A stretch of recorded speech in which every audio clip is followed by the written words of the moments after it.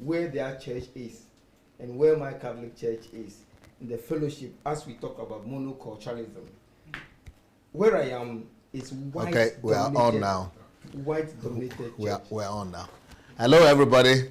Let me welcome you back. Sorry that we came a bit later than I thought. We want to welcome you back to our class today. Shutapamaya is stoiki camera.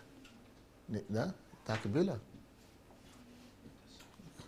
Ne pamaya le patamushta ne tak smotrisa. Okay, tak pakas nanik pakazi wai paka. So I want to welcome all of you, and we want to ask you to please go ahead and share the message. Go and invite your friends and family members. Share. And we are going to be continuing to listen to we are going to continue listening to our friends who are here. And for the HMT, but this is a prelude to the HMT. Nito.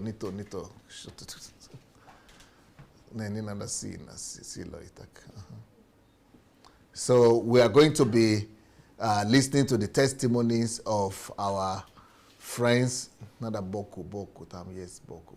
Raskrutis Boku, Nieta. Was Boku Sprout. What's this? There. So we are going to be listening. So we are going to be listening to our friends now, and I'm sorry, guys. And then we will so all right, so who is there? I think we need to start with Shioma.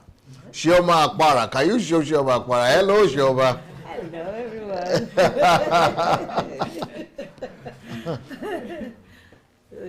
Yes. Good evening, everyone. My name is Chioma Akbara. I came from UK. Okay. Closer to you. It's all right. I came from United Kingdom. I live in London. So I got to know... If you look my way, it will really be good. I got to know DSA this year. By a friend that been talking to me about him, but I was like... I didn't understand what she was talking about how she listens to DSA voraciously and studied books, and there's an issue that came up about the tithe thing, and I've been listening to other people as well, but I didn't take it serious when she was telling me about DSA until one day. Just like some of us has testified that we just stumble into it, I stumbled into it. I woke up very, very late at night. I was very restless. I listened to him on, I listened to the love series. There's so many messages I listened to on YouTube then. I was like, on finance, on love and the truth, how to regain your lost years. I was like, time management. I was like, oh my God, what is this? I have not gone anywhere. I need to revamp. I need to change the way I do things. In fact, I don't know what I was doing, There was a quick revamp, a quick change to know this truth.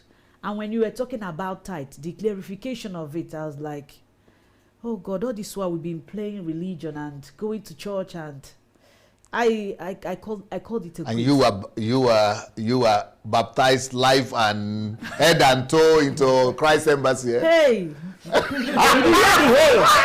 hey is too much. Christ Embassy. When I was in Christ Embassy for Jesus Christ, 1996. I left Christ Embassy 2014. I've given all the best of my life to them. My money. 20 years. Yeah, my time, my talent, everything I have. I don't give money to my mom. They taught us the two most important people in this world, the people that give money and those who bring people to church. How many people you bring to church? Who give money to church? Yes, the givers. And it's like a competition. But why does it have to be to church? Why not to people who are in need? They tell us that if you want to be rich, you have to give to the rich. Oh. You key into the rich to get money, not to the poor.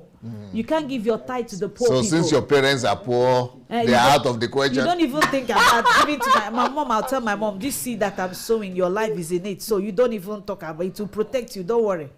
And that's what I was doing. I didn't know. Honestly, my mom would be complaining. I said, Ma, don't worry. I mean, your life is tied in this seed.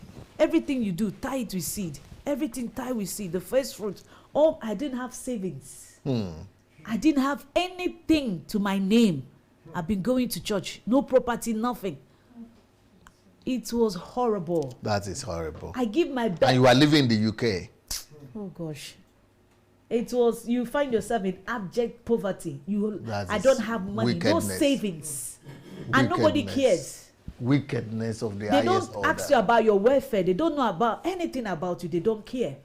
You know, coming to know the truth from DSA really, it was an absolute deliverance. Amen. I was delivered. There's this joy. My eyes was open. There's this boldness that came into me. I started sharing. On YouTube, I have these 253 people I share to. I don't care. I share to people on Facebook. I will write, Pastor Chris is a scammer. Oh my God, when you started exposing the pastors and the teaching, while listening to it, I was like, oh my God, all this while we thought they have message. Always believe that Pastor Chris has the truth. And some of the men of God like Adelaja and all those, I said, oh my God, they don't have anything. You opened my eyes to listen properly. I said, Jesus Christ, they don't have anything. That's cock and bull story they are telling us there. Including Chris himself. Yeah, including, oh my, his own is worse. Man, he's a deceiver. I said, Jesus, my eyes was open. I was sending message. Some of the Christ Embassy members, they will come back to me and warn me not to send the messages to them. I don't care. And I will call them. I say, if you ever tell me not to, because they have you are brainwashed. And I was like, there's this boldness that came on me. On Facebook, I will send message on Facebook. People were calling me, Choma, what's wrong with you? I said, tithe, don't give your money. God, I was mad. On Facebook, I'll come out. I feel like I was so angry in my spirit. I said, these people have deceived us. People don't know. I was mad. When I left Christ Embassy, I went to one church and they were calling me, Choma, what's wrong with you? I said, wrong with me? It's you people that have problems. Yeah. People should come, their eyes need to open. I was mad. People that knew me when I got born again, how I was talking about tithe, how I sow seed, they were calling and asking me, is it really Choma? What have come upon you? I said, you people have not seen anything yet. I've discovered the truth. I've read the Bible and find out we're meant to pay the tithe, but not the way they are channeling it. Yeah. You guys should open your eyes. How can we be in a church? They have jail, they have their own bank. Pastor Chris has bank. And you don't even have anything. I don't have anything. He has estate. He has estate. He has bank. He has properties that we don't have any, and they don't care about you. And it's your money they use to. And it's my money. I've enriched them and I'm poor. But I said, no, that's not Christianity. We have found out that I'm helping them to enhance their own empires. Empire. I don't have any. I'm not building the treasure God gave me. I'm not building it. I threw it away. Building theirs. I said, no way. I was really mad. I even stopped going to church. I stopped there. I said, I'm not going to church anymore. My husband was like, oh, what's wrong with this Sunday? So he started calling me Mrs. Sunday Adelaja. I said, I am Mrs. Don't worry. Follow me very soon. He said, I'm mad. I said, yes, I'm mad. Don't worry. One of the pastors, the wife, there's one of the church I used to attend and I left, and the pastor send me a message that I'm among the people that the devil is using to destroy the body of Christ. Devil. He sent me a long letter. I said, oh, really? Okay. I am devil daughter. So what are you? Okay. I said, you know what happened? So you will say Jesus Christ is also say devil, that he flogged those people in the church.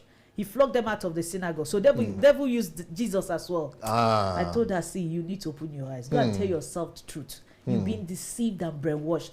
There's this kind of boldness that came upon me. Anybody that called me, I finished them. Maybe you joined us when we were destroying the temple, cleansing the temple and destroying the idols. I have been. As after HMT, I'm waiting. I'll go back and start doing my hair. I tell you the truth. There's this my uncle. He called. He's a pastor. He said, "Why are you preaching and then you're mentioning church?" I said, "Why wouldn't I mention churches? What are you telling me? They have deceived everybody. See how Africa is. See what the church is doing." So what really got you is the messages on YouTube? The messages on YouTube, the books, I read them on, oh my God. Oh, you read the books too? Yeah, my eyes was open. I come to understand love. That serving God is not going to church, it's serving people. Serving people means serving God. Yes. That if you want to serve God, you need to, that people is very important to God. Yes. I say, oh my God, these people have got it wrong. Yes. In church, we're supposed not to come to church and they are teaching us about Jesus Christ, about Moses. Supposed to teach us love. Yeah. Jesus has played his part. What are we doing? What part are we playing in the society? We're supposed to deliver the nation. We're supposed to go out there and reach out to people that are hurting. And we're not doing it. Rather, every Sunday we go to church, clap and sing and dance, and one person will come there teaching what I don't understand. I said, they are deluded. I said, no, I need to check out. I started running a fellowship at home. I stopped going to church. I started running a fellowship. Yeah. Bravo. So in that fellowship I was running, I found myself connecting with Caribbeans. Yeah, with the Caribbeans. Yeah. Okay. And when maybe they have their own paganism there too. You know, I'm a fashion designer, so I had this. God told me to use it to reach out people free of charge. Yes. So I rented a place in the library to reach out to people. So when I did that, the way God was doing it, He connected me with somebody that was telling people about what I was doing. They were coming. I was reaching out. I was reaching out to people that were hurting, you know. And it's been amazing. It's been amazing. I opted to do one-to-one training to people as well. So why I came to HMT is to learn more. How can I reach out to people in my community? I want to reach out. Mostly when I see the youths, the gang, you know, the gangerism going around in London, how youths are being killed. See what she's done. She's started her own fellowship. Less than a year since she started listening. Which year? Just started, not quite long. I left church. I said, no way. This year? Yes. And she already started her own fellowship? I started with my neighbor. My neighbor don't go to church. I say, let's do it in your house. Is it the essence of... Is it the essence and value of life? My goodness. I'll print out. I'll share it. I'll share it with every one of them. Beautiful. That's what I was doing. Beautiful. And they were reading it. I'll put your video. There's a lady that came that wanted to do one-to-one sewing with me. So the first time she met me, she was quiet. The second time she came to my house, just at the door, she started crying. She poured out herself. The Spirit of God just came upon. She poured out herself, how she was initiated to her Cameroonian husband, what's happened to her. I started ministering to her. You know, I told her, you are a daughter of God. You can restore your authority and all that. Immediately I finished talking to her. I gave her food, showed her love, and I told her, DSA, when she started listening to you, oh my God, on healing, deliverance, and prayer, healing and deliverance. My goodness, the woman's mindset was sorted out. Every day she would call me, thank you very much. Thank you very much. Oh, DSA. Even yesterday she called me, said, please send my love to DSA. I said, don't worry, I'll call you. And she's from Caribbean. Oh, Jesus, her mind was renewed and restored. She said, I came to you to sew clothes, but you sold my life back. Tell DSA I love him. He has restored. I've sent, many people are watching you through what I've introduced to so many people. Pastor Anita Yakilome watches you. Wow. Yes. There's a mommy we have in church there. The wife of Chris. Yes, she watches you. I introduce, oh God, anybody, I'll tell them, this man, anywhere go. Anywhere go, this man I watch. So it's like you are talking as if you just got to know Jesus all afresh. Yeah. Jeez, that's it. That's it. You know, it's like she came alive. She began to live. It's like your life just started. Anywhere I go to, I want to talk to people. A day before I came for this program, I work as a carer. So there's a place they sent me. You know, I was there. You know, the guy was looking at me, and I started talking to him. He's from Sri Lanka, and he's a Muslim. Wow. The wife spoke to him. The guy was like, I said, I'm going to meet my mentor. He said, wow, who is this man? I said, good, he has transformed my life. He was looking at me. I said, wow. I said, we're supposed to mingle. Religion has killed everyone. I said, see your country. Is it not religion that have destroyed them? All the countries that are not developed is religion. That's the reason.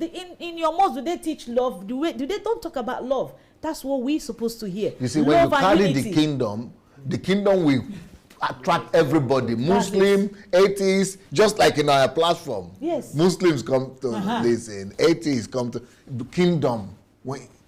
Not religion. Kingdom will attract everybody. I'm not talking about church. I talk about love. I want to show love. We need to be united. We need to walk in love. They need to teach us love in marriage, in family, everywhere. In society, in church, if they teach love, things will change. You know, they don't teach love. They keep on talking about what I don't know. Even finance, they don't talk about how to make money. They don't talk about it. I saw myself saving this year. Did you listen to some of my financial series? Oh my goodness! Oh, paying yourself? Yes. I paid myself. Once my salary come, I divide it to set aside. I was able to buy a car in my life. Doing a lot of great things. Glory to People God. People call and send money to them. My mom was like, hey, my daughter have changed. Glory to God. It was amazing. That's my testimony. It was amazing. So just by listening to the financial series, yes, I'm not sowing anything, no.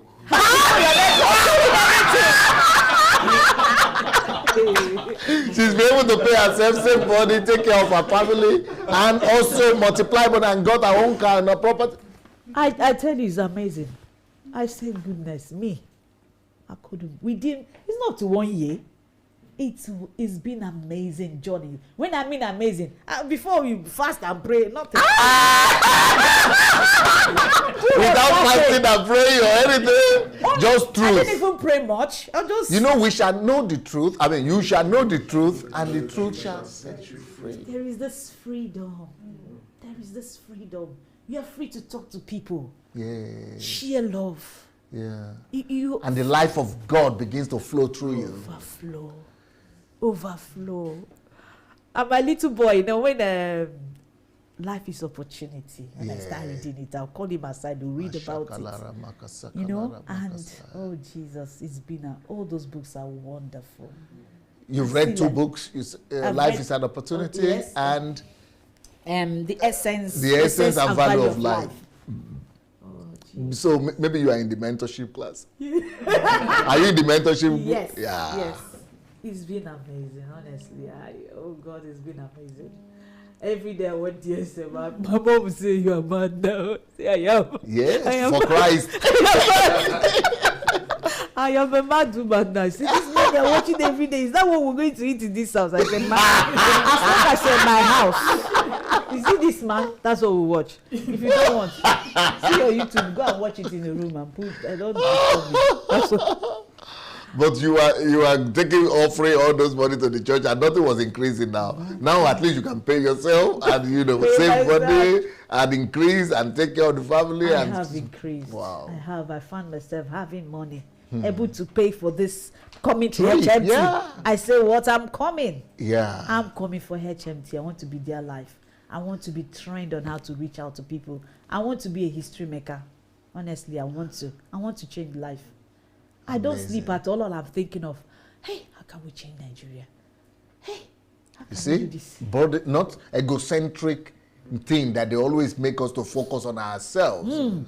But right now, you see the way kingdom changes you. Yeah. So kingdom makes you to have burden for making your other people better, the country better, instead of just saying, oh, my enemies are against me all the time, and you are so focused on yourself, and you don't have time to live for the kingdom. And we are setting up a charity. My mom, she runs all these charity things. So we're setting up a charity. Under 1 year. In a village to see if we can buy sewing machine. Beautiful. Maybe, people that want to learn how to make hair. To get people doing Yeah. something and reach out to people, you know. So instead of me sending money to people, I want them to go and learn trades, and I'll pay for the training and buy sewing machine for them. Beautiful, beautiful, beautiful, beautiful. You want to be the next one? Okay. Because she talked about Christ Embassy. You are related. I was also a member. I was even a leader, cell leader. Dagenham. I started with Anita Church in Docklands. Okay, was it Docklands? Yeah. Part of Anita's problem with Chris was she's an honest person. You know, Rhapsody of Reality. We are not meant to be paying for it. Yeah. In Anita Church, when I was there, we don't pay for Rhapsody. Okay. Yes. She said she stood her ground that people have already sponsored it. Yeah. Why must they pay for Second it? time. They don't like her. Second Pastor time. Yemisi Kudoyinbo, all those in their cohort, they don't like her at all. They just segregated her. They call her all sorts of names. Unfortunately, she's not always there. So people that are there, Deacon Jude and his wife, they were just misbehaving and all that. So I left for Dagenham Church. So I'm still and I was a leader there, cell leader. So every month I have to buy £200 of Rhapsody Realities. Compulsory. No lie. Oh, God. I'm telling you. Apart from your tithe, or is your tithe money? And one of their best Tither. partners, yeah. Myself and the wife of the pastor Adelaja, I forgot the last name. £125 every month. My God. That's partnering, yeah. Then £200 Rhapsody. I have to buy a pack of. It's compulsory. You must buy it. You must buy it. Ripping people off. in the Yes. church. Then we have to pay for our venue where we meet. Whether you like it or not. Whether you like it or not, we sponsor ourselves. Yes. Then there's an offering you have to give. Yes. If others are not meeting up, the leader have to complete it. So I have to complete it. So they said we have to go to Moreno Valley. Moreno Valley, is it Moreno Valley? In America to open a branch. I was there for 2 weeks. Really? I was driving everywhere. We Paying were for doing yourself? evangelism. They pay for us to go. Okay. Yes. No, but driving everywhere, leaving everything. We hire church money. We Okay, hire okay. the vehicle. Other pastors were there with their members. So we were just enjoying ourselves with the evangelism and all that church money. So they gave some allowance, but they didn't give me. They said because I have money, so I don't need it. So that's okay. I spent 2 weeks out of work. I was there just messing about and all that. So I just thank God. When you mentioned Christ Embassy, I just want to make that. But how did you get to hear even about DSA? I got to know about DSA in 2003 or 2006 when he came to Westminster. Yeah. Yeah, he came to Westminster. Then I was in another bondage church, For Down and Die. MM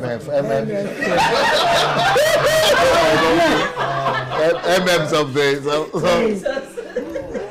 we're so busy running up and down. The only thing they did to discourage the key members, the valuable members. You don't have to go. He runs European church. He doesn't know anything about spiritual warfare, and they've that's what they said about me. And they've already put in, and he comes to sell his books. There's nothing there. Is a waste of time and all that. To go to listen to DSA. Yeah, so we believed them, and we did not go. Yes. So because I run European church, it means he doesn't know anything about Nigerian problems. He doesn't know anything about all of that spiritual warfare and all that.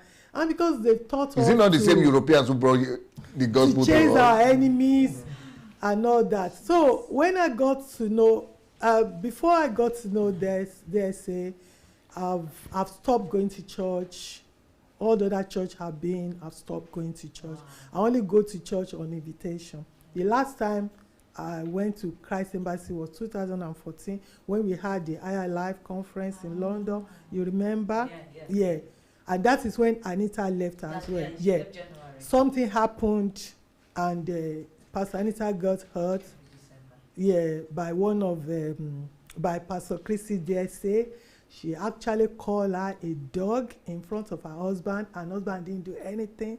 So there was a rumor that Ikudo Ibo and Pastor, a lot going on. So when I heard that, I was really, really disturbed. I said, no, I can't do this anymore. So I stopped. I didn't go to any church. By the time I start listening to DSA, I was actually praying that rapture should come. All of us should go. Because there's nothing anywhere. There's nothing. How many churches have you been to since by then? All the churches in London. I've been to the Green Church. I keep shopping around. Winners, the Green Church. Winners? I've been to Winners. Green Church? Green Church. The Green one Church. in Baki. Okumedu. Obokodu. Yeah. Redeem. I've been to different branches Redeemed? of Redeem. Wow. Yeah, different branches of Redeem. Winners Chapel. Winners Chapel. I lost count. I said, okay, rapture should come. CACO, that one is even worse. I said, rapture should come. We should just be going. I just had enough. So then. Oppressions. Church has become a place of oppression instead of a lot of people liberation. stop going to church. Yeah. Oh, yeah? Some people, they have the courage to form their own group. Yeah. But I don't have anybody to even group with. There are other ones, nameless small ones, that churches. is even causing more harm than. I'm telling you. Yeah, there's one. If you go to Oak Kent Road, about 10 churches there. There's one, Jesus Sanctuary. Someone invited us there. He was causing his ushers because they didn't recognize us. Once you step in, they know who you are. You know the type of car you come in with, another. Say, it's the usher that is chasing people from this church. I give you 7 days, you will die. And I'm like, what? Then again, if you drop just because coins, they didn't recognize the rich people. If you drop coins in my offering box, the poverty will never depart from you. I say, what? All this thing doesn't affect me because I don't drop coins. But what? And I said, no. I had enough. I just told my friend, Pastor Gloria, I said, no, we're not coming here anymore. That's it. So I just sat at home. I said, that's it. So there was this program going on, Mayowa and all that. When I first saw Mayowa. So you even saw Mayowa before you saw me? I heard about you, but it's like I'll just look at it away. I just look at. No, I know you. I have a good knowledge of you, but what they told us since then, this one doesn't know anything about spiritual warfare. And this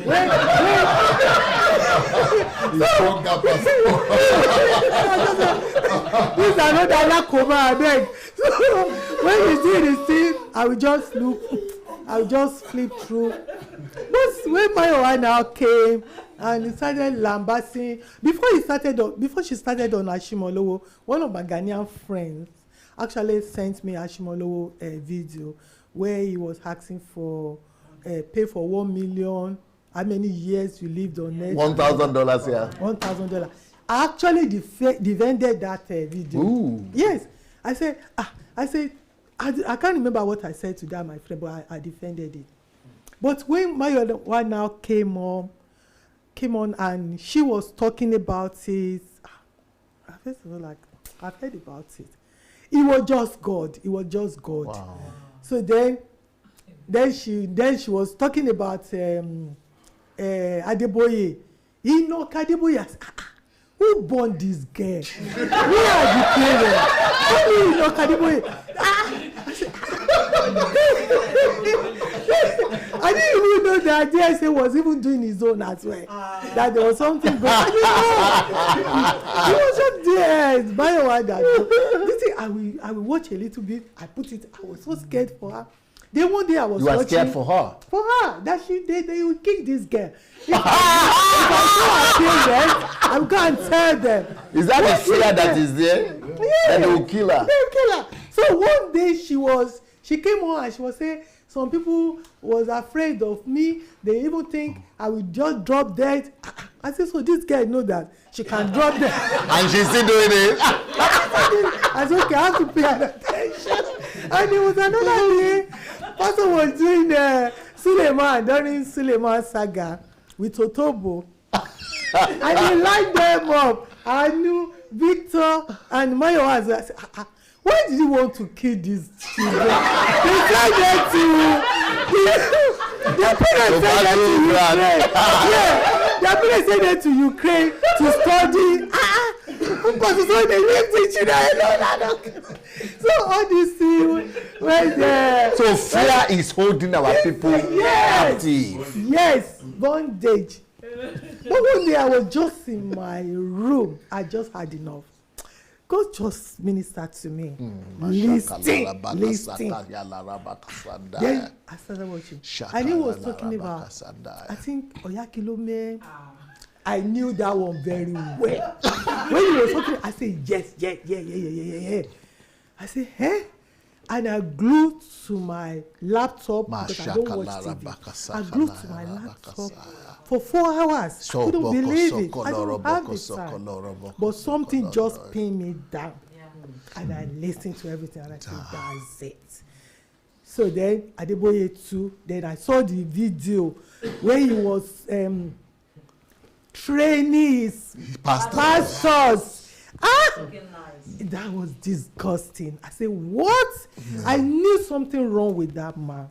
10 years ago, I was saying it. Because what was going on in the churches and everything. But I was defending him. I said, maybe he didn't know anything about it. But seeing that video, I said, wow. And that video was even recorded 10 years ago. I said, no. This is God. Since then, I've been listening to this. Then they announced that June HMT was coming up. Within 2 days, I booked my ticket. And I came. And I was really glad that I did. I read the books, The Visionless Life. It's the meaningless life. It's the meaningless life. That was all about him. Part of it's about him. Then I read Read Yourself of Shallow Mindedness. Yes. That really helped my life, because a lot of people that is doing protocol, running up and down, they don't have time to their think. Pastors bag and all that. They are even knowledgeable than these pastors. And if only they can sit down and read this book, they will discover themselves. And read that book? Yeah. The Shallow-mindedness. Because they are doctors. And you are following someone that hasn't even got school certificates. WAEC. So they don't know what they are doing. So that really hurt me. Slave master. Yes. So that really hurt me, and I did a presentation last June on that, because I really sat down and I studied and I digested it. So that actually transformed my life. It helped me to discover who I am. It boosts my boldness. And it does a lot of things in my life. Even my younger son said, Mom, you are really, really This is not my mom. Glory to God. Thank God. Glory to God. What has that man done to you, Mommy? What it's knowledge. Just understanding of who you are. If I had known this thing, 2000. This is not my mom. Gone through, yes, Luke said it. The troubles. I'm lucky that my son is alive today, because many of his friends were killed. 2 of the mothers, I cannot even face them to say sorry. What am I going to say? So when that thing started in London, you know what Ashimolowo did? Okay. He packed his 2 sons, Toby and the other one, send them to or no. He didn't even announce where he sent them to. He sent them out of the country. Not everybody have that possibility, luxuries or the knowledge or connections. And people in your church, they are being buried their children. Yet you are still collecting money from them, collecting everything. No mercy, nothing. Why did he not advise them? This is how I managed to get my kids out of this situation, because I cannot handle it myself. So advise them. This is how you should do as well. No, you just pretend collecting their money. People are suffering. One of the boys that died, he died age 19 or 20. Oh my God. They were member of Ashimolowo, and they spent they spent everything, I would say. My God. From there, they moved to Green Church. Mokodo. They spent their last there as well. At the end of the day, nothing happened. The boys didn't get any help. So one of them died. My God. So I was like, that's it. These people, they are just too wicked. They don't have our love at heart. I just want to advise people, if you love yourself, just run. They are empty. They have nothing to offer.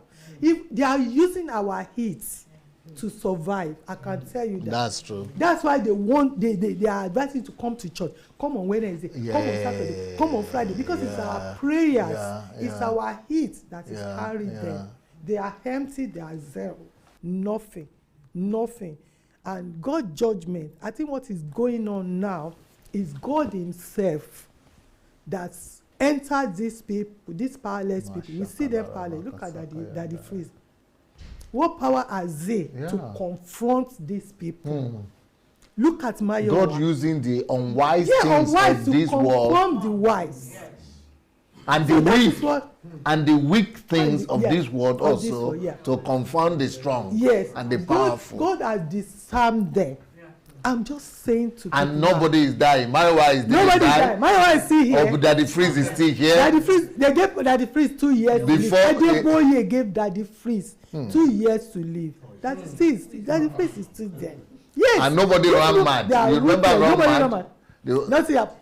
They went to Mante to pray for 40 days with 200 members. Yes. Guess what? It's them that are dying. Mrs. Adelaja just died. One of their PA. Wow. Front member. Yes, she died. In Nigeria? She died last month. Yes. Yes. Ojeme's wife died. So it's them that is dying. These people that they are praying against will not die, because it's God that sent them forth. Jesus. And they have to deliver. So that's just my take. This is eye-opening for me. God has opened my understanding and who I am. Somebody sent Maiwa to you, or what? The message? Yeah, not Maiwa's message. Ashimolowo's video. Okay, where Maiwa was. No, but how did you get hooked to Maiwa, the first one? Nobody recommended? Nobody recommended her. She just came up. I just saw her. She just came up. Yeah. She just came up. Intruder. Yes. Nobody recommended her. I've never seen her anywhere. Nobody has ever mentioned her name to me or anything. Wow. It was just God that introduced them. Glory to God. And it was just God that reintroduced Dr. Sunday Adelaja as well. So it's the Lord doing. It's the Lord doing. So I just want to encourage people to speak out. You will not die. Amen. Because they use this fear to bind us. So you will not die. It's God's time. No, and you started to speak out too. You also got some boldness. You started to, Yes, I started to speak out because I was so scared. Even when I comment and everything. Yes, even when I wanted to leave Christ Embassy, Pastor Don, he tried to hold me down. So he said, if you don't like this branch, go and open another branch. I said, no, I'm not called to be a pastor. So then the following Sunday, we had a meeting, and one of the Sundays, and he said, if somebody wants to die, they will leave the church. Ooh. So I knew he was talking to me, because I know the meeting we had and everything. He knew that he cannot convince me to stay. I said, okay, I will see. We will see who will die. Guess what? 2 weeks later or a week later, his wife came to give a testimony that his body was just shutting down. That she nearly died. My God. Now the wife disappeared. She stopped coming to church for 3 months. After 3 months, that is what after I had gone. People were telling me, yes, the wife just disappeared. After 3 months, he himself say he's not doing again. He left the church, he disappeared. So their death will eventually pursue them because that is what they use their mouth to profess. To pronounce. Yes, yes, to pronounce or to profess. So you will not die. So don't Amen. let them use their fear to tie you down. There's no church anywhere. We don't have church in Nigeria. In Africa as a whole. See what is going on. Technology is exposing them. So we all know. Okay, let's look at it this way. It's one of my arguments. If you say you are born again, who introduced Christ to you? Is it Adeboye? Is it Oyedepo? Is it Olukoya? We now know that these people don't have Christ. Yeah. So if you put your head under them, you are just wasting your time because they don't have Christ. Christ doesn't know them. Yeah. So they are babalawo in suit and portfolio. So run for your life. God has made everything easier for us. Audio Bible is there. DSA messages are there. Almost 3,000. Yes. These people, they don't know anything. Always story. Oyedepo story. They just bamboozle your head. At the end of the day, they say, come and sow. My father say, who is the father that is saying all this nonsense? So there's nothing in them. They are empty, like you rightly said. They are empty.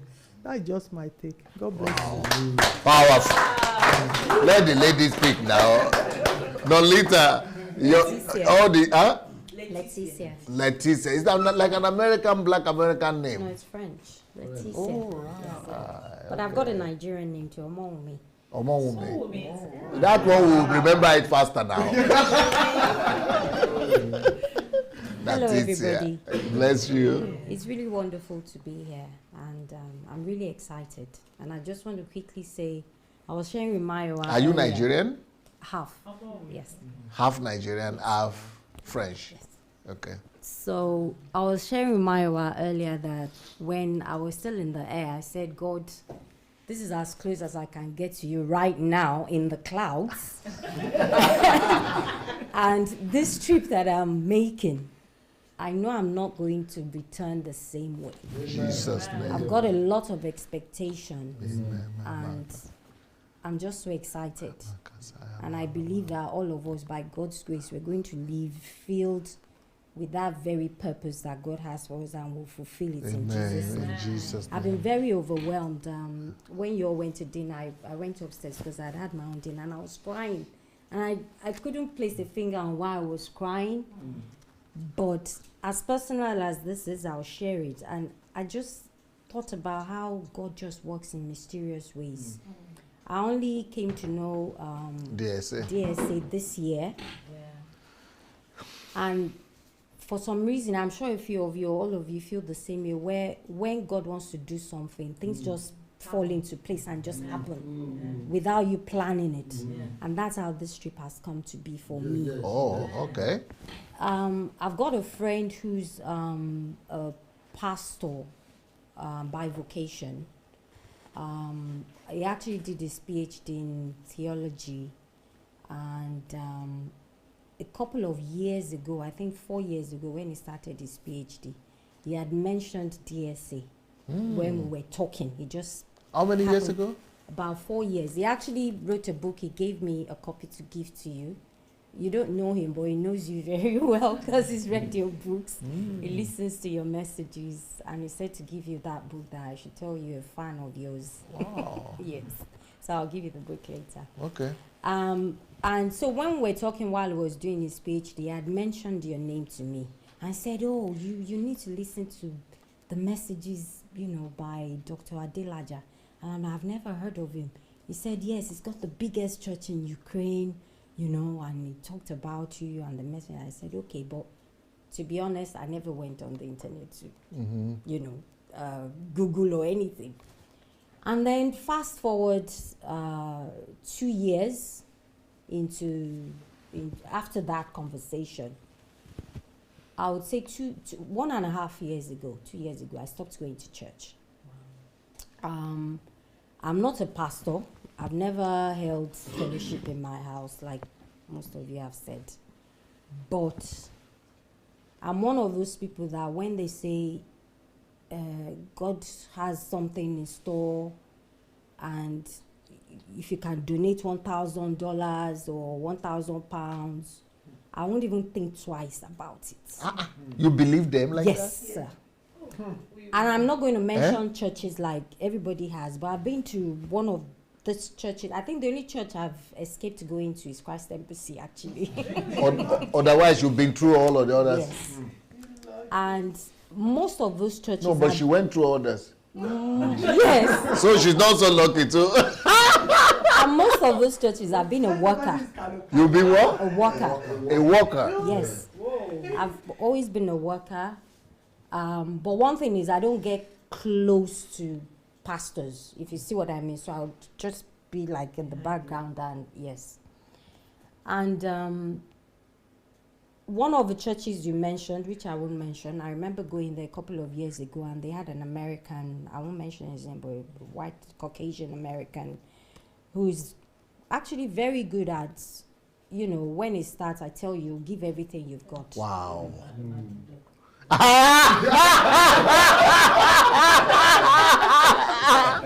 It's like these people here are aware of who we are talking about. I think they have suffered from his hand too. You know, and you just give. You just give. £1,000? Yes. 5,000. Even more. Even more. And to the extent that I've had a conversation, I'm not going to mention names, but I've even had a conversation with a pastor before who said, you know, yes, you sell your house, you donate, and you'll be able to buy more. You know, things like, you know. So, I got into that belief when I don't pay my tithe this month, I will get parking tickets, speeding tickets. That's when the tire of my car will go flat, even though I just changed it when I did the MOT. I will say, oh my God, it's because I didn't pay my tithe. So I'll rush to pay the tithe. When I'm paying the one for next month. They have just bewitched you guys. So, enough of that and a lot more of the things you said. What I now want to now focus on, I took down a few notes so that, you know, I can speed up. This year, I watch a lot of Nigerian news on channels, TV and TVC on YouTube to catch up with what's happening back home. And I've been outside Nigeria for a bit now. I used to live in Botswana, and then I moved to the UK. So I've been out of Nigeria for quite a while, but for some reason, my heart's just been like, I just want to go back home. So I stopped going to church, like I said, but I used to log on to, you know, they have online churches that you watch messages and all. But I just wasn't still connecting. Then this year, as I was watching, so usually on YouTube, when you click on TVC or channels, because you watch it often, when you go back, it just comes up. And then I saw this, you know, you have the screen there, and then you have a series of other, and then I saw this thing, DSA, Dr. Sunday Adelaja, and it had it's either the one with Matthew Ashimolo or Chris. You know the series you did? Or exposing them. The God of Mammon. Yes, thank you, sir. That's it, God of Mammon. I said, oh, this looks interesting. And by the way, this is the same gentleman that Ayo mentioned to me. Okay. So I clicked, my friend that I said talked about you. So I clicked on it. Oh my goodness. I watched it. Was Matthew? Yes, sir. And then when I finished watching that, then I watched the Chris one. Then I watched... Taking it one by one? Yes. But what fascinated even more was that when I'm coming back from work, I'm like rushing home because I don't watch TV. I don't watch TV normal. So I rush home and I'm like, okay, so even if I'm cooking or something, I'll have it on and I'm listening. And the one that fascinated me was even the fact that people were now calling in, asking questions, sharing, and they all seem to have the same stories. Then I now heard this story about Matthew, I now saw this clip when it was mentioned, and I looked for it. The clip where Pastor Matthew was talking about if you're 32 years old, donate whatever for every 32,000. year that you've lived. If you're 40, 40,000. And then he calculated it that if you want to do dollars, this is the equivalent in dollars. If in naira, this is the equivalent. So when I saw that, I now saw Mayowa now did. By this time, obviously, Mayowa's videos were now coming through as well.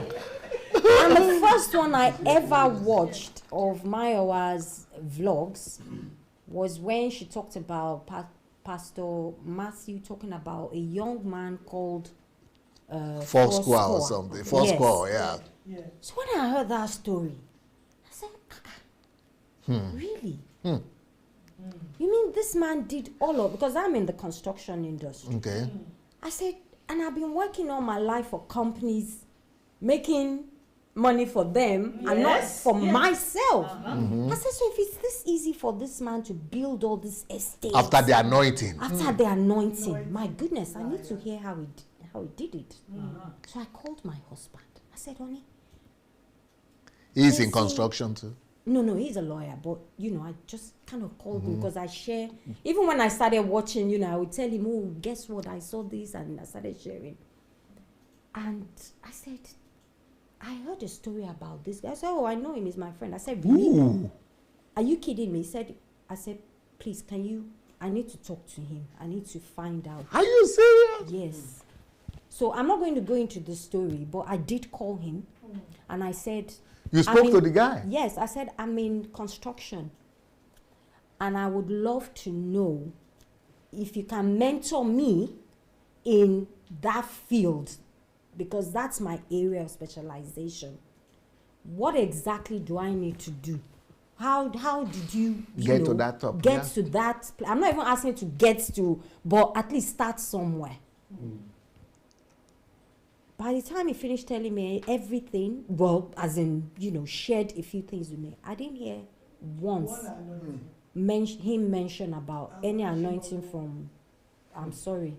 Maybe he did, but he didn't tell me about it. So it's not the anointing that did it? Well, it's hard work. And I'm not saying this because I know this thing, people can log in and watch and all. I'm not saying this to berate the fact that maybe it was prayed with, but it was hard work.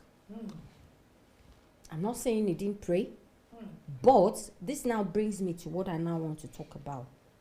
I now started watching DSCs, not so much the series now on who did what or didn't do what, but I now started watching like the value of time, the teachings. I was like, kingdom principles, and it just threw my belief, my upside down. The whole things I thought I knew, I had to throw them out the window. Then a few weeks after that, DSA now mentioned the mentorship program. I said, I've got to do this. So I registered and I started. And I read the first 3 books. Life is an Opportunity, the Essence and Value of Life, How to Regain Your Lost Years. Submitted my assignment. To God be the glory. I did well. No, comment about on each one of those books. Yes, okay. Funny enough, I didn't even realize when I was packing to come that I've got different notebooks. So I said, let me grab one of the notebooks I'm going to use. And the one I happened to pick is the one that I started making notes on when I was watching Mentorship. the videos and taking notes for the books to do my assignments. So this is the book actually. Yes. So, you know, the video one where life's greatest secrets, and we talked about the greatest secrets of success. We started from salvation, life being predictable. Because before, one of the other churches I've also gone to, sorry I digress now, but just to label the facts about life being predictable, you know, I believe that there's a lot of evil in this world. I believe that a lot of things can happen if you're not guarded with the word and being in the Holy Spirit and following that voice, because God does talk to us. If we don't listen, if we don't humble ourselves and actually obey God, yes, the enemy will definitely get you. That goes without saying. But it does not mean you now concentrate on the devil and every day you are fighting the devil. Because then where is the glory that should be God's? Where is the honor that should be God's?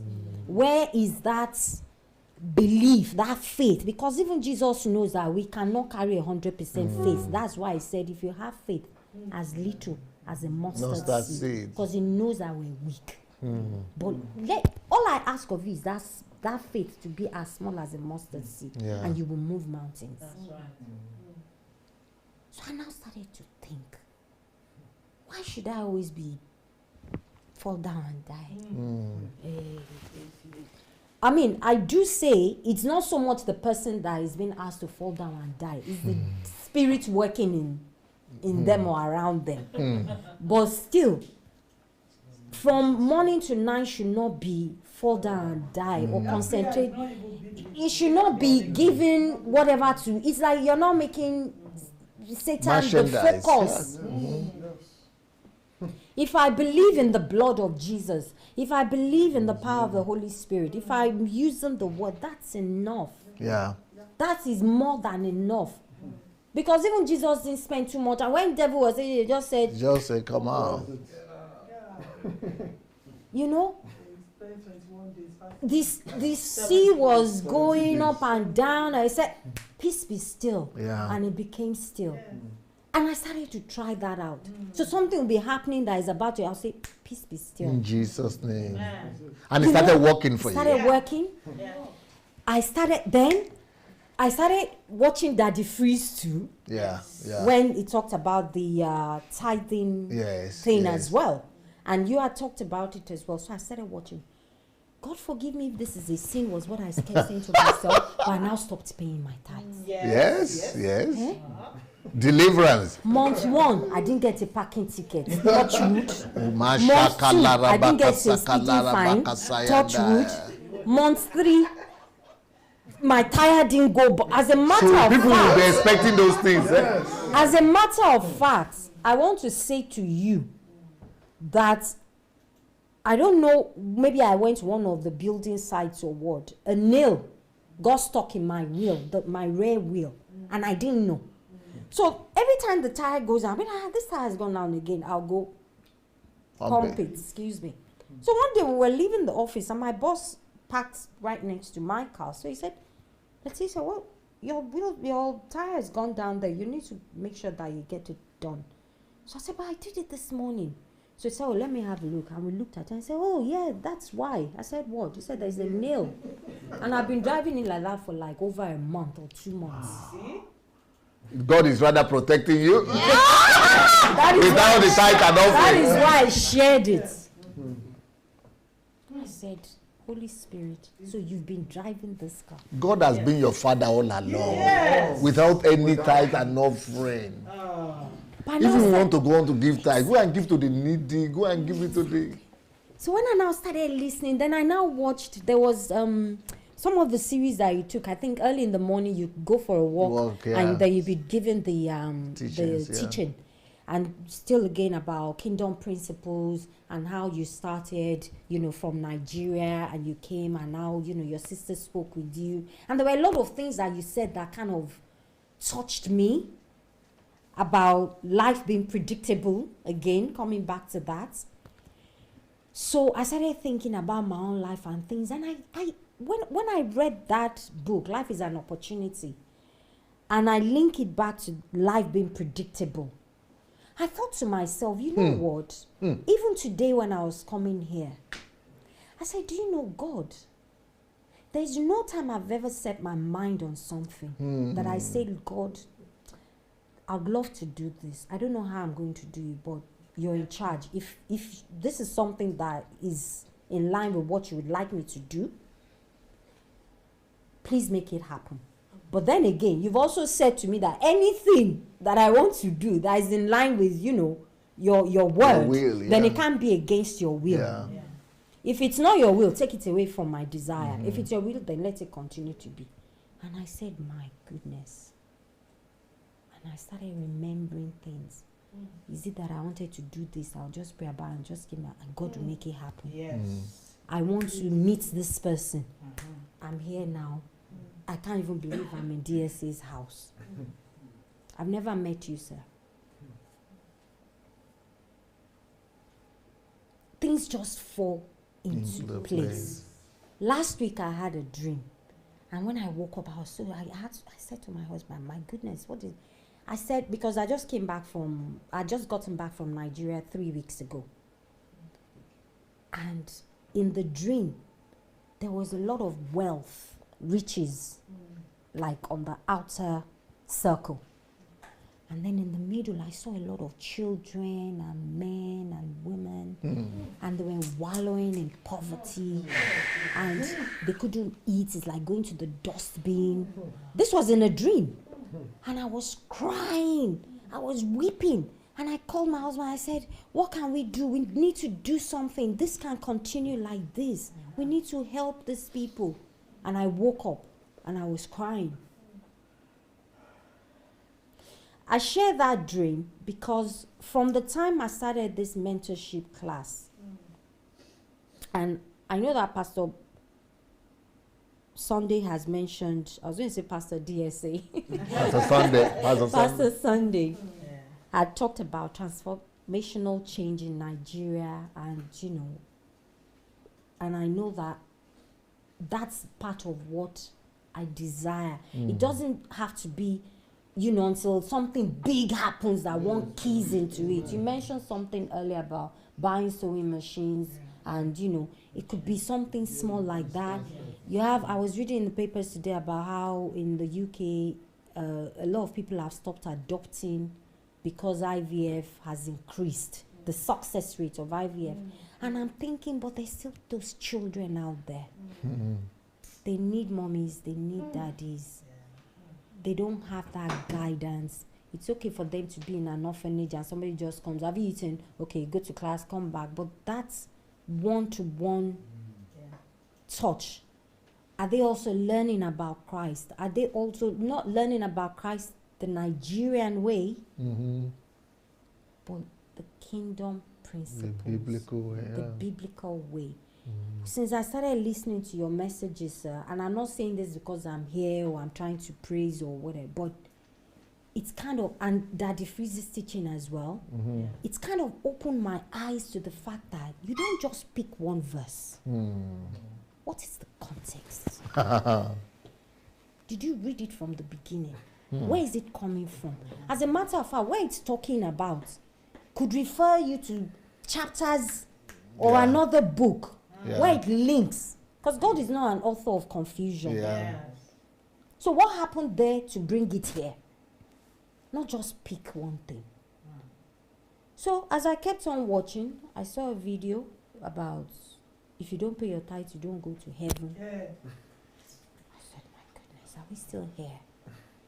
Then I saw that it was an old message, but people will not listen. There are other ways to pay tithes. The man down your street, homeless, sitting outside your station, you see him there every day. Have you bought food for him? Have you gone and given him a blanket? Have you gone, because it's so much you sharing the Bible, but have you actually followed it with a deed. But if you are in Nigeria a few months ago, you'll see a lot of that. Yes, sir. Everybody has become a beggar in Nigeria, sir. And the people who are well-to-do will be driving to church, will not Yes, pay sir. attention. Everybody.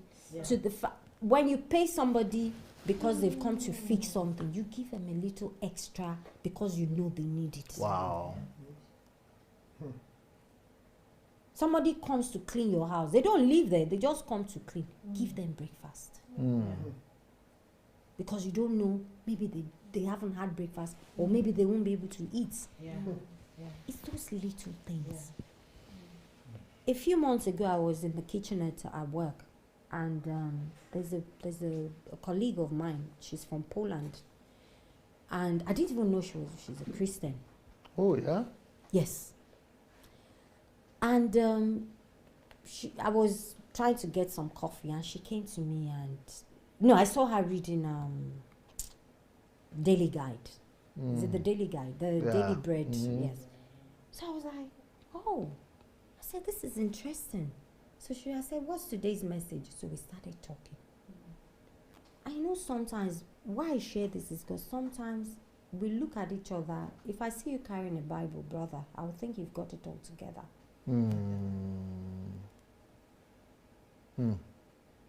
So I saw this girl. I would never have thought, I saw her and I was like, wow, this is... And then we started talking. And then she started saying, oh, she feels disillusioned. She feels she's wasted a lot of years. She feels, she just needs to hear from God about the next step.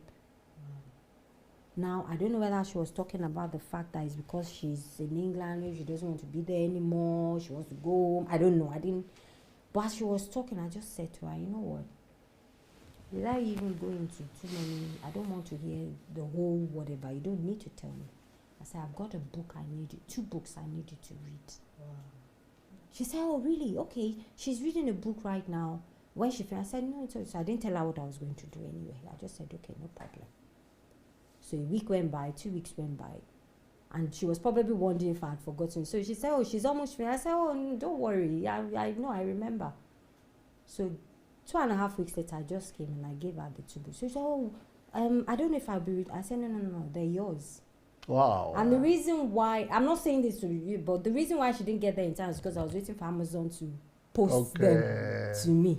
And one of the books was The Essence and Value of Life. Wow. But you are buying them for yourself? No, I bought mine. Those were hers. I bought... And the other one, which is not your book, sir, but this is a Priscilla Shira. It's a long title about discerning the voice of God. Okay. I don't think that's a specific. It's discerning the voice of God. I'll check it later and let you. It's something about discerning the voice of God. And so those 2 books, I just said you need to read these books. But part of the lessons that I learned from The Essence and Value of Life, I shared with her. I said, you need to read this book. You need to read this book. And when you finish reading it, there are other books as well. Because life is an opportunity in itself. You have to read it. Life is predictable. Life is what we make of it. If we learn the kingdom principles and we're able to follow them. So does it mean that our believers, all the Nigerians and Africans in these churches, who are not being taught these principles? Because you are in a very short time. All of you are talking, you came in touch with it in very short. They have been deprived. Yes, sir. Yes. Church is all about what I can get from God. And you know how many millions are in those places, in those churches? A lot of people are hungry, sir. A lot of people don't. They are not being empowered. Yes. No. So what they hear is give to sow seed. When you sow, your problems will be over. The pastors are the one getting empowered. Thank you. Yes. And guess what? When you start to live the kingdom principles and you're sowing in the right places, things begin to happen. And guess what I found out, sir?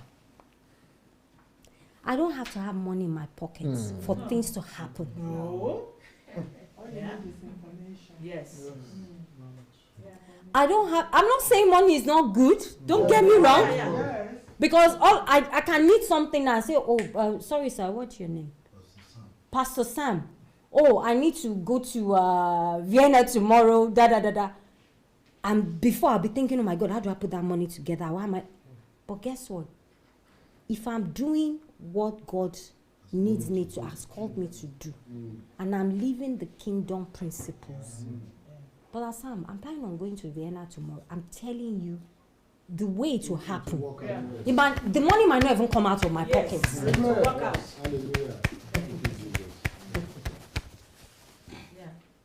And I'm learning that daily. I'm learning that day. Even with my husband, I'm saying to sometimes before I'm the one that frets. I'll be, oh my God, how are we going to? I'm the planner. You have to plan everything. And the warrior. And the warrior. That's it, sir. So now when sometimes it's like, I'm like, God is in charge. And I do all those long prayers. I'm not saying it's not good to pray. I'm not saying, please don't get me wrong. I'm not saying it's not good to pray. Pray. But guess what? I don't do those. If I say the Lord's Prayer. Because of personal relationship Thank you, with sir. God. Because even while I'm saying the Lord's Prayer, when I'm saying the forgive us our trespasses as we forgive others, one day God opened my eyes to actually see the meaning of that. Yeah. So even when I'm praying it, I don't just pray it like that. I'll say, forgive me my trespasses as I forgive others. Meaning, God, you need to teach me how to forgive more. Because if I don't, then, so I can even just use that alone to just have that communication with God. Yes. And I wake up now every morning. I don't go into one long. I'll just say, Holy Spirit, today. Some spiritual warfare. Spiritual warfare.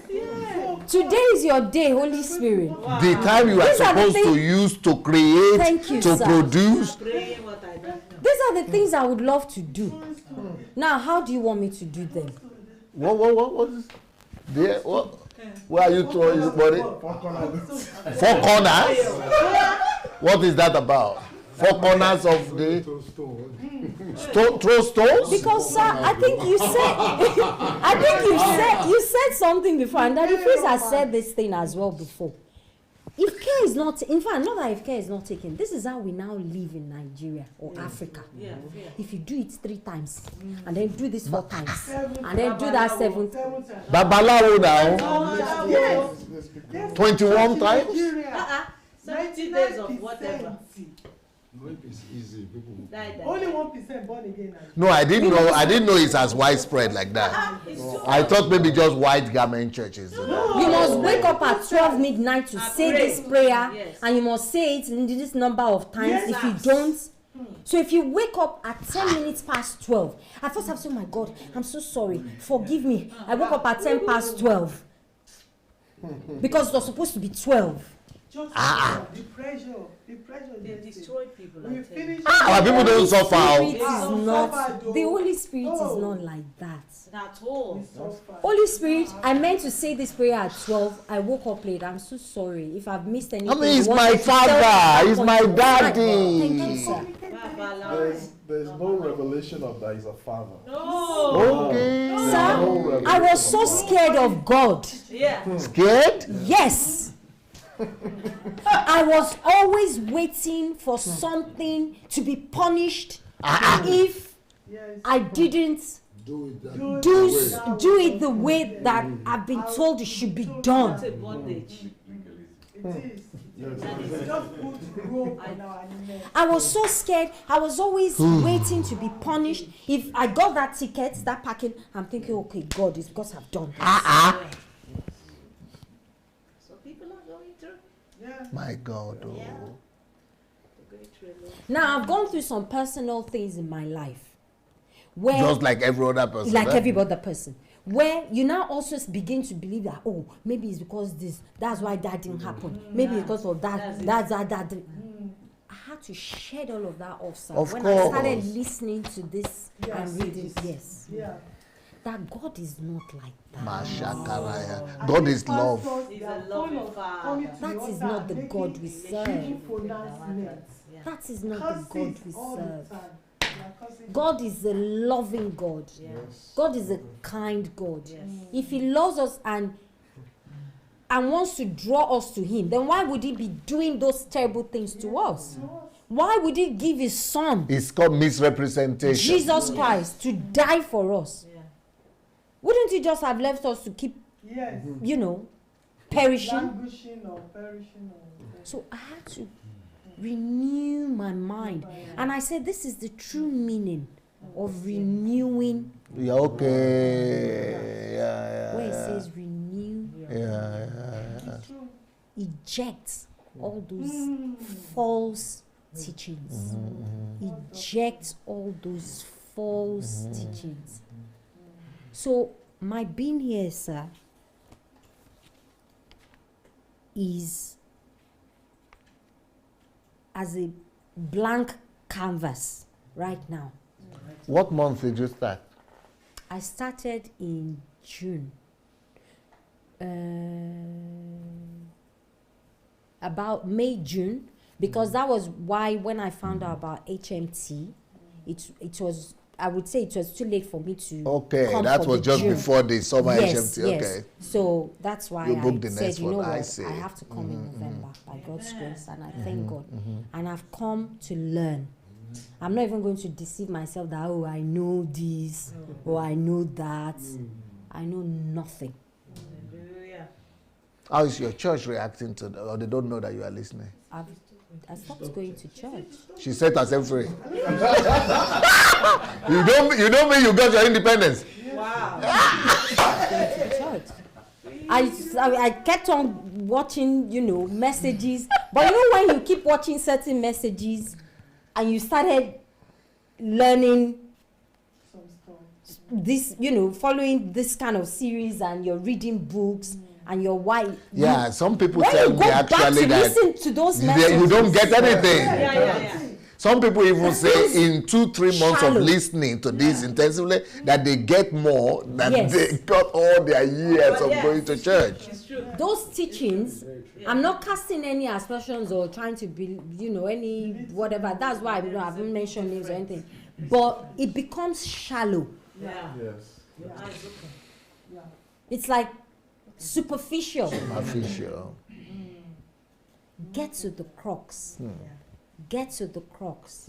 Even before, those that know me very well, yes, I'm happy because people say, you're always laughing, you're always happy, you're always, but there are times too that, when things are not too whatever, not moody, but, you can just withdraw into yourself and, I tell you, I don't let anything bother me anymore.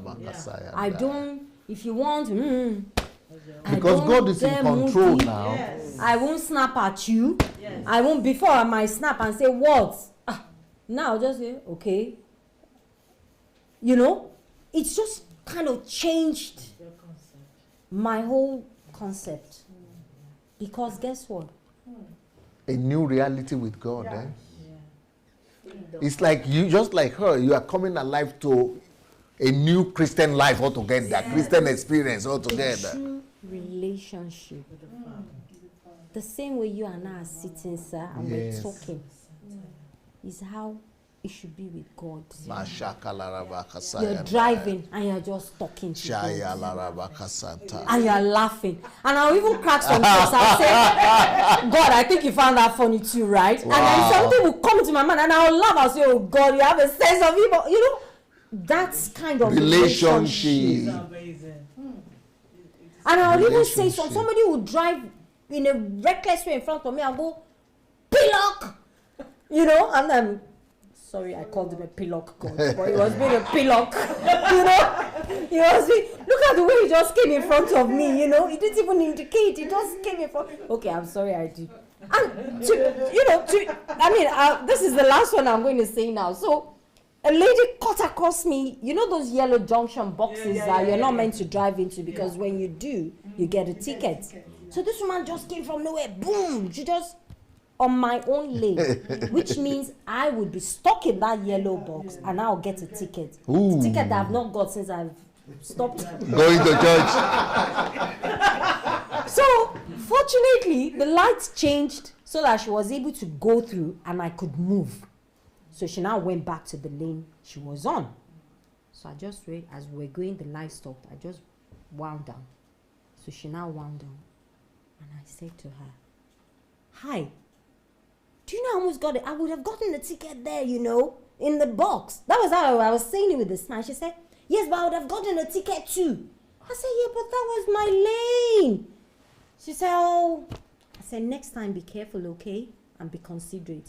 Bye." And I went. It was after I went, I said, Just like Jesus would have done. "Is this me?" Yeah.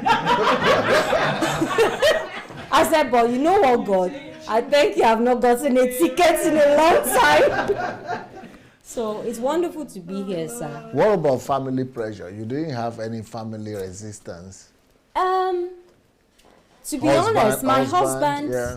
when I started listening to the messages Children. and even Daddy Freeze, I mentioned it to him, and because I now stopped going to church, my husband would say, "I don't like this. You can't say you will." No. I'll say it. Looks strange to a Nigerian Yes. mind. I said, if you can just listen to one or two of these messages, Now, Daddy Freeze is his friend. Yeah.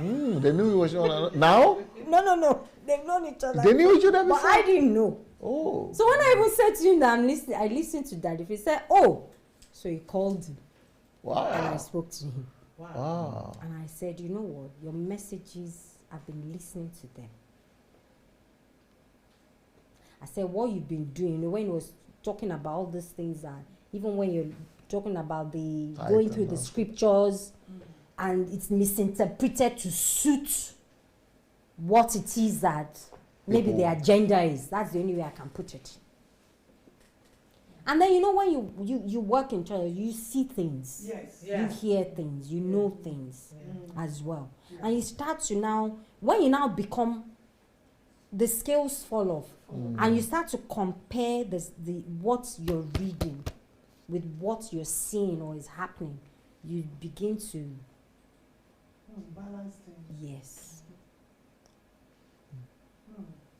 So I said, I've been listening. I've listened to a few of the things you've said, and I agree. There's a man who apparently goes to one of these churches you mentioned. The wife was in a hospital trying to have a cesarean section. They needed to pay 250,000 naira. They didn't have money. They called the church. And the church gave them, is it 13 or 15,000 naira? Was that the freezer? So, yeah. That the freezer. So things like that. So what is the church there for? What is the church there for? Oh, stinking lyrics. What is the church there for? I mean, there's still a few pastors in some smaller churches that I will say that yes, are trying their they best. are trying. They really give what they've got to the members of the church. They go out to actually do things for members of the church. There's still, so I won't put everybody in. Yes, because when you're called and you're truly a man of God, your heart will be what beating is right. for the people. Yeah. Yes. That's right. So regardless of under what heading, under what church you are, you will still do what you need to do. But maybe they also need to be delivered from being under that. Under because those the oil umbrellas. flows From the from top. the head. Yeah.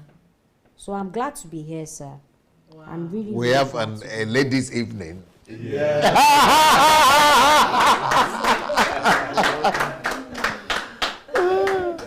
Pastor Sam, Yes, sir. did they get to you? Yes, sir. At last? Good evening, everyone. Thank you so much for your patience and for everyone that has spoken. I'm telling you, I'm so blessed. Very inspiring. This is very inspiring. Pastor, thank you for this opportunity once again. Glory to God. I thank God by the grace of God that, you see, the church that will come, I'm a pastor. I've been pastoring for 19, 20 years now. You see, the pastor... From Ireland. From Ireland. You see, the church that you come out to start ministry, it has a lot to do with your life. It has a lot to do.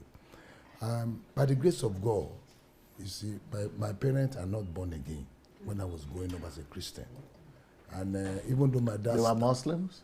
No, they are, you know, they call themselves Christian. They will go to church. But Christmas, not born again. They are not born again, you know. My father actually started from the church. He was a choir person before my father became rich.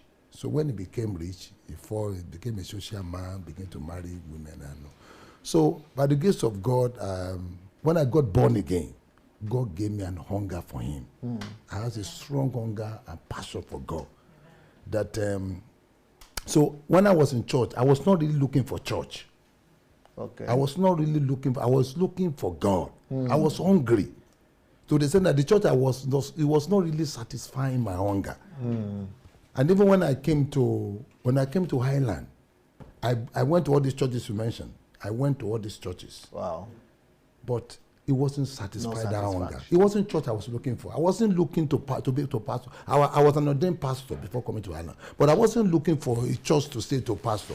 If I could get anyone that I would just flow under and we just feel that hunger and we can influence our nation, I would stay with the person. I wasn't looking to be a leader or anything. I wasn't looking. But because I couldn't find any, that was what motivated me to start a church. Okay. So that was what motivated me. And so when I started, by the grace of God, I started using a Salvation Army building. So after a while, by the grace of God, the leader of Salvation Army now, they brought one black woman from England. So then that woman saw me and met me and saw my hunger. She said, please, I want you to be part of Salvation Army. Wow. Now we have a chapel, and I want to be one of the ministers of the chapel. So the woman brought me to be teacher, and these guys are ex-addict, alcoholic, these with complications, but they are all white people. So I was taking that on a voluntary service. So I was doing that. So that's where I began to develop interest in the Irish people. I began to have love for them. So I was preaching to my African church, my own church, and I was preaching to these people. So by accident, one way or the other, my church became a multinational church. Wow. So I have a Filipino. It wasn't what I planned. It wasn't what I planned. Because the church I came out was not that kind of a church. So I don't have the experience. But God planned it. God planned it. It's like I have the message for them, but I don't have the experience. I don't have the experience, but I have the message. And I don't have anybody that time to mentor me to how to handle it. So I couldn't handle it. So they came with different baggage, different kind of problem, culture, everything. It was different. Filipino, different nationalities in the church. We have Africa, we have different countries, but I have the message for them, but I could not manage it. So many times the church will go up, the church will just come down because I couldn't retain these multi-churches because I didn't come up from that kind of church. Coming together. Multicultural. Something happened along the way, and I couldn't remember precisely. I came across a pastor's book. Church Shift? Church Shift, and Pastoring Without Tears. Wow. That was the first few books. It was then that I said, if an African man can do this. Like me, from my own country. From my own country. I began to think, say, yes. He began to encourage me that I can do it. Yeah. I can do it. So, because I now discovered that these people, there's a lot of Irish people who couldn't come to church, but they're ready to come to hotel. So there's a having meeting once in a month in the hotel for them. Wow. And having church here. I was having that, I was doing both together.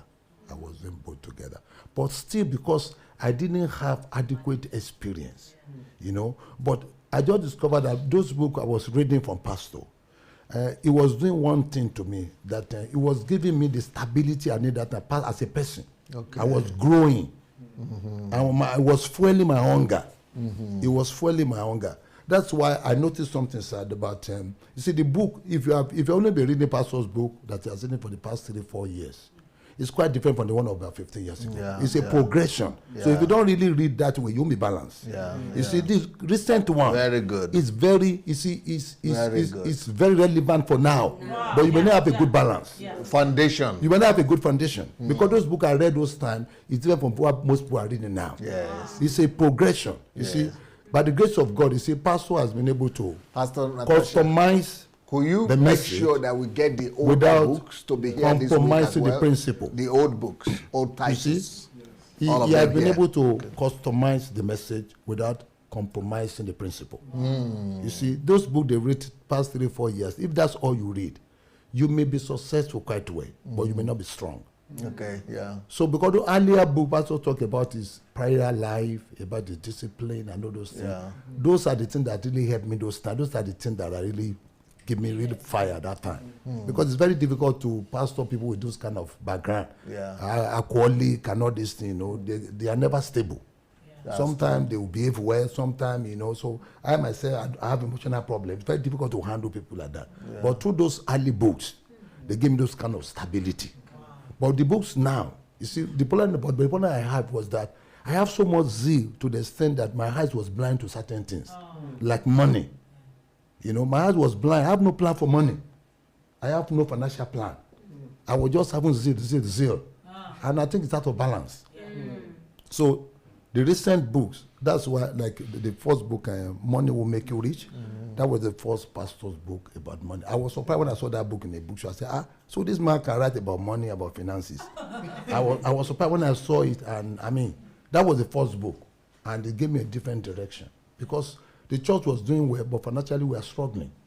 Because I don't have idea about finance.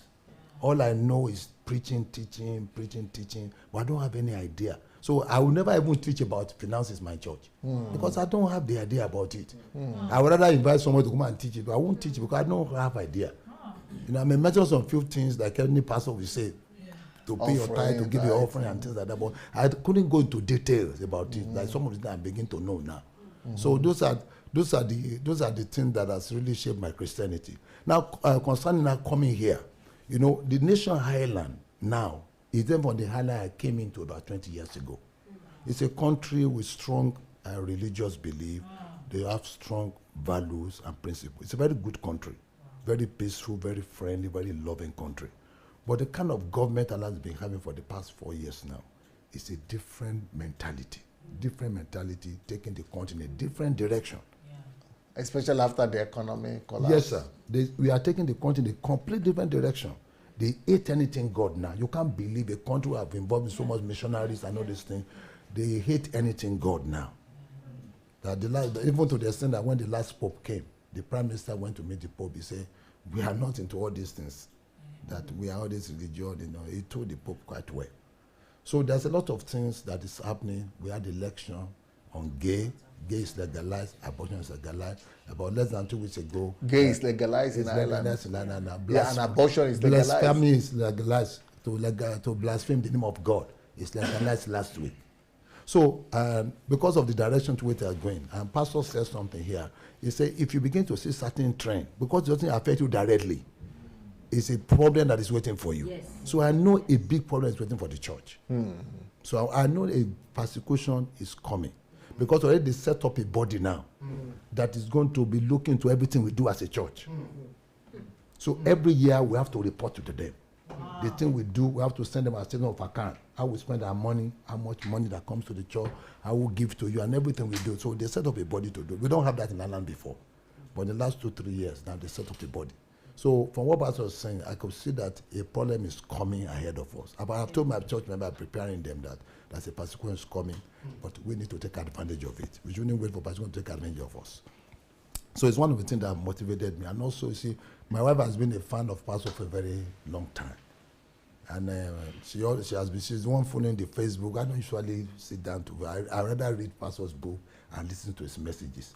And also, you see, I'm a kind of person by the grace of God that if anybody is doing anything, whether it's a Christian or a Muslim, if you are doing something I've never done, it challenges me. Even if you are not a Christian, if you are doing something that is helping people on a large scale, I want to learn from the person. Yes. I want to learn. So that's why it doesn't matter what anybody says about Pastor Sunday, it can't move me. Because there's a certain thing about his life that has convinced me. But when you do something I've never done before, it doesn't matter what you say, it will move me. So those times when there's this problem about all these other pastors and all these things, if something is very, very important, my wife will tell me. If there's something Pastor Sunday mentioned that I didn't know before, my wife will tell me. If there's something my wife listened to and it's not clear to her, my wife will. So my church members are listening to Pastor. Wow. All this thing about tithe and offering, my church members, they were listening to it. Wow. But you didn't know? I know. In fact, one of them made a mistake one day. It's a mistake. He shared it with me. One of them made a mistake. He shared it with me. He didn't know that you were familiar with He shared with me. He didn't know I was familiar with what's going on. He shared with me. And when the guy felt so bad, and this is one of my leaders. He felt so bad. He felt by so mistake. bad. He shared by mistake. He felt so bad. So immediately he phoned my wife. He said, please, I made a mistake. Oh, this is what I had done against pastor. My wife now explained to him that you don't know your pastor, that he's a man who is open to learn. That if what pastor is saying is true, that pastors, I will never be angry with him. And that's exactly what happened. So when I told this my leader of them that I'm coming, I'm telling everybody was excited. And I told everybody was excited. When I say I'm coming, I'm telling everybody was excited. So that's one of the areas that God has really. I don't have most problem what people are sharing here about people abuse people and all this thing. But because I don't have that problem. Wow. I don't, because God has given me the grace to focus on my ministry. I'm not under any person. Okay. So I'm not bound by anybody. So I don't have all these problems. I'm not bound by anything. If somebody is doing anything that I've never done, whether it's a Christian or not a Christian, I want to learn from the person. I want to do, if somebody is doing something, but someday God has used him to do so many things. So it's better for me to sit down and learn under him. I just like my sister said, everything just fall into place for me to. I've always been desiring to come. But something always, about this year, everything was just easy. The letter they were writing from your office, everything was also encouraging. Everything was just fall into place. So, Pastor, I really believe sincerely that something want to happen this year. For every one of us here, something want to happen. Something want to happen. That's a message that God has given you, Pastor, that there's some places the message cannot reach to. Yes, God has brought us here so that we can re-echo it, we can re-emphasize it, we can change our nation with it, we can change our community with it, in Jesus' name. Pastor, those that time I was doing this ministry in the hotel, even though it was hard for us financially, there was somebody there that he has depression, almost committing suicide. And by the grace of God, God used us to minister to him. And I lost contact. This is about 16 years ago. So I happened to meet another Irish guy somewhere, and I encouraged him, I invited him to our church. So he invited this other man I've met 16 years ago. I didn't even remember him. So the guy came this Sunday. As soon as the guy saw me, he just shouted, "That's the man, that's the man." In fact, I was scared. I didn't know whether he's called the police for me. He just said, "That's the man, that's the man." I didn't know. He said, "That's the man, that's the man, that's the man I've been talking about, this man I've been looking for." An Irish man. And when he came close, I don't remember because he looked older, me too, I've looked older. So the guy said, he now began to tell the story. I ministered to him when I was doing those outreach programs in the hotel. That I ministered to him. And after that time too, that guy too had been a minister. Wow. He's been teaching people, doing just like what you are doing, house ministry, teaching to people. Before that time, God has been telling him that he wanted to stop that thing. And he will direct him to the person who's supposed to go and meet. Wow. The next Sunday, the whole congregation joined us. So the next Sunday, all these people, they are all Irish people, they joined us. So these are some of the things that make me to come. I need that experience. Wow. I've had the experience of having and losing, but this time I want to be stable and go all the way. I did it just a few months ago, and since then they've been coming, and so the church has now become more of a multinational church.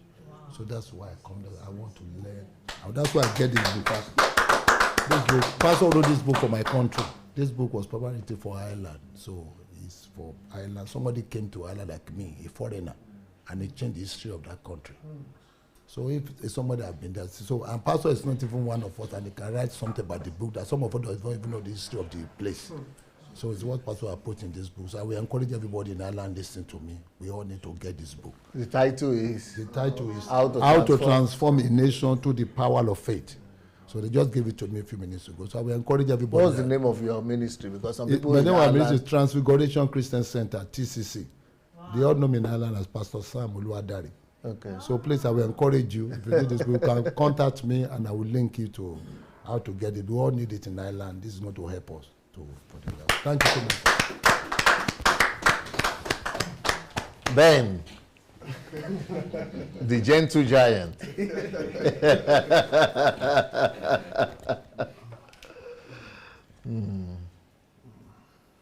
Thank you so very much. I'm so humble and pleased to be here today. I'm on all for you, the pastor.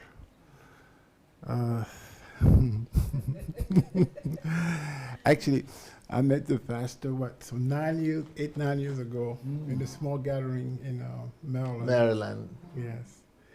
And then we lost contact. Just like we face it. Yes.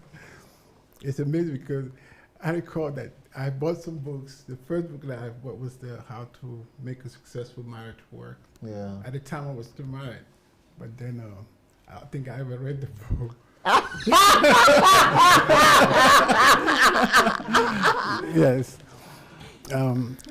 To be honest with you, to be very 10 honest, years ago? yes, I don't read. I don't like to read. And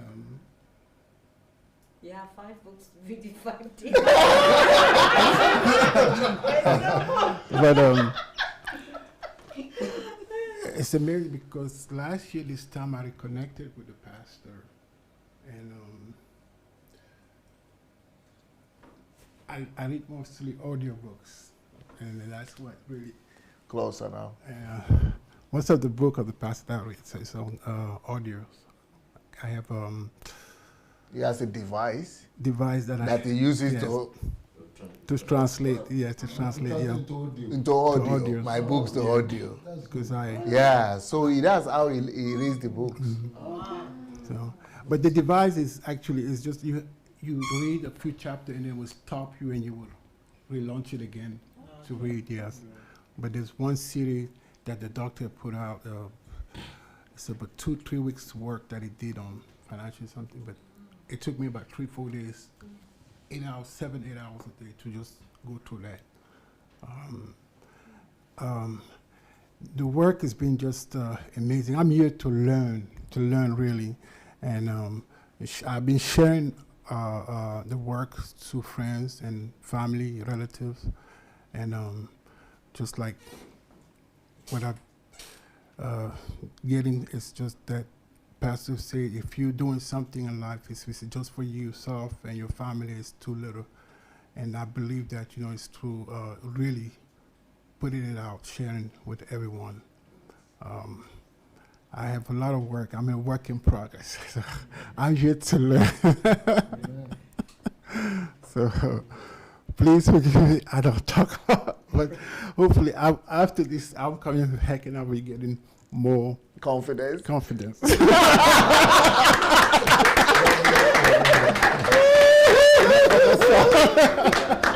you. Well. No, I think that's all for tonight.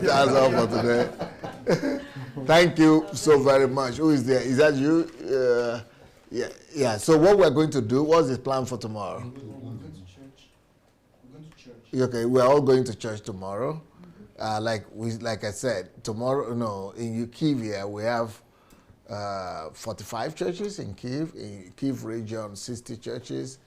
But tomorrow is a special service, communion service. So I go there to minister once a month.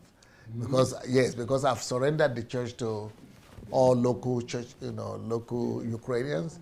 So we have, pastors, Ukrainians pastoring all the churches, because I'm looking forward that if I remain at the center of everything as a superstar, then that's not wise, because I know that I'm going to leave, and then I'm not planning towards that. I keep on attaching to myself. By the time I leave, everything will collapse. So I intentionally detaching myself so that they would learn to function and live without me. And that's what I've been doing. I only go once a month to preach. But I teach the leaders like we did today. I teach the leaders or some groups You know, but they are pastors. Normally, only basically Ukrainian pastors. Most of our pastors. Only my wife is not Ukrainian. All of them are Ukrainian pastors. Yeah, but tomorrow I'll go there so we can go together and have some fellowship with the Russians.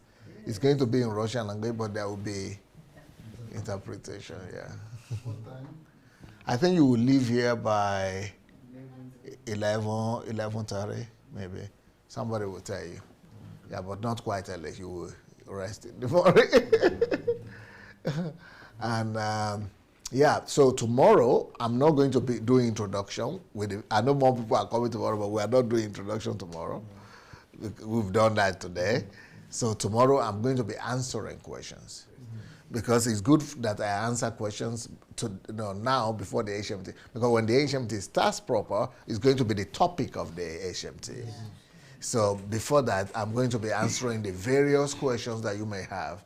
So what's the name of the brother from Finland? Arno. So you need to get your questions ready, especially since you wanted to know how to do the kingdom and the standard. So all the questions that you may have.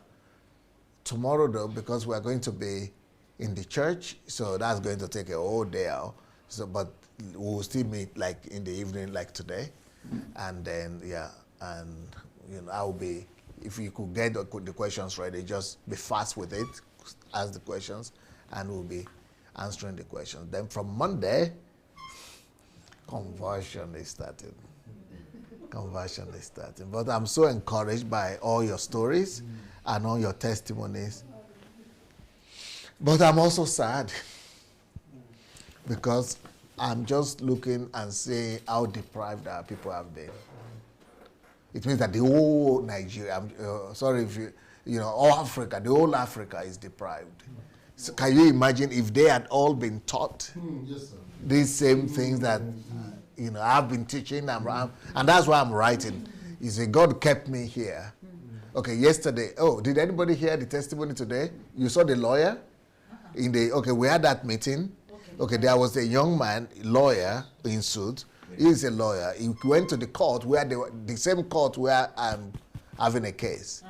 So I'd finished my own court day hearing, and he was coming with his own client, but he's the defending lawyer for advocate for the client, for the Russian people. He's Russian. So as I was going out, he saw me and said, "Pastor." So I prayed for him that God will give him victory and favor, and that's the court is supposed to be for 3 months or 6 months. That day, he said it didn't take 5 minutes. He said he had never, in all his years of doing law, it never happened that you just prayed. It was like you just released something. Now, that was another confirmation for me, because I've been going to that court for 10 years. They cannot close my own case. And I prayed for him. He's been going there for 5 minutes. I just prayed for him. 5 minutes.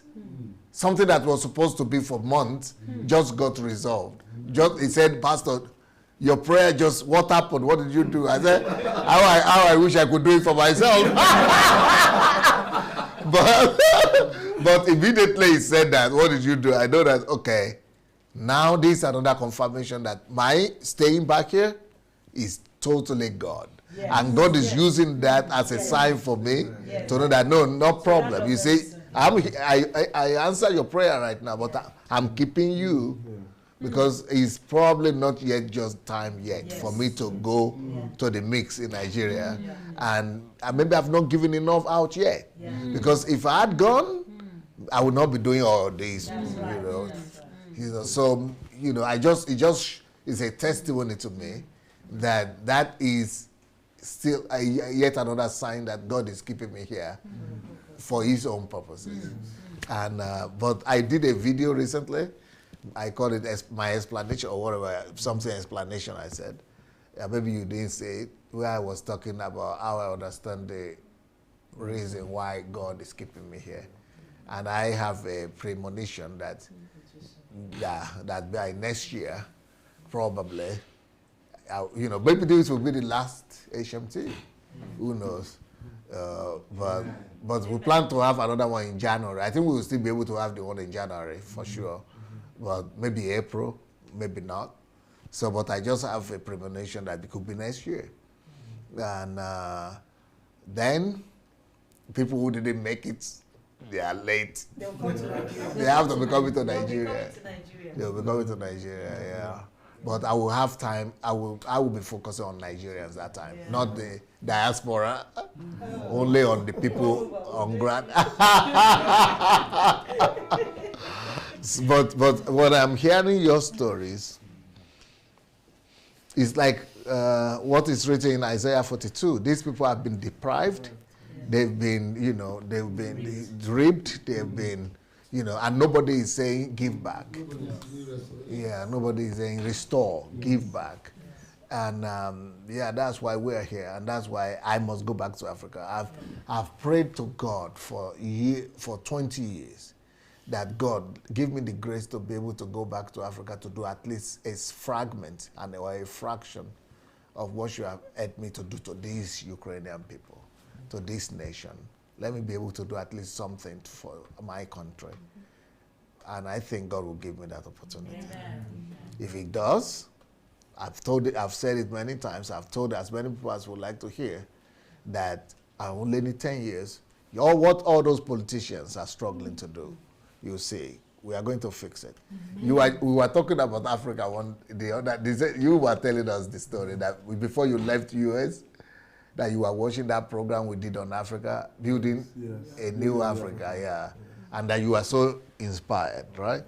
Because, that, and I'm not a politician, but the reason probably why it was inspiring is because we are talking solution, right? Something that even politicians don't even have an idea about, but because God has helped me to do it here. So I know exactly that I don't have any problem. We are going to fix Nigeria, believe me. It's not by might, not by power, but we're going to fix it. I just know it. It's not just because of assurance, but because I've had the script, you could say. Because it's just like saying, if you have been cooking, and you are a lady, you are a housewife, and you've been cooking your favorite recipe, and you are that particular and soup, and now somebody is asking you, do you think you will ever be able to cook that soup? You say, I can do it with my eyes closed. That's the way I feel about going back to Africa. And we are going to go from Nigeria to other African countries. Amen. And we are going to make a difference. Amen. It will make all the politicians that are there right now, it will expose them. Yes. Because it will just make people to know that they've just been ripping the country off. Yes. They've not been doing anything. But it's not because we're not after politics, but even politics or without politics, we are going to fix our country. Yes. And I like what the other young people are doing. Yeah. Take it back, and others, thank God for them. God is using them, and they are preparing the ground, and we are going to come, and all of us, God is going to raise up more people, and we are going to, but I thank God for the time we are here too. Yes. If I had not been here, maybe you people would have had the opportunity. Even people who knew me before, they lost the contact, and they wouldn't have been able to, but thank God that God has kept me here, and I'm doing the broadcast. And, at least you in diaspora are now exposed to this. And you have a choice. Even after I'm gone, you now know where to find all the materials and resources. And bet me you need a few years to listen to all those messages out there. You cannot say you are finished. No. You will keep, you will keep on. Because I have now close to 7. How many videos do we have there now? Is it close to 6,700? It will take you years to go through that. It will take years, for sure, right? It will take years. Yeah. That is for sure. 6,700. Yeah, 6,700. So that's it.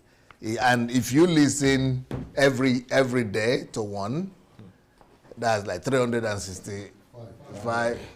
So it will take you like how many years? Maybe 30 years. 20 years. 20 years.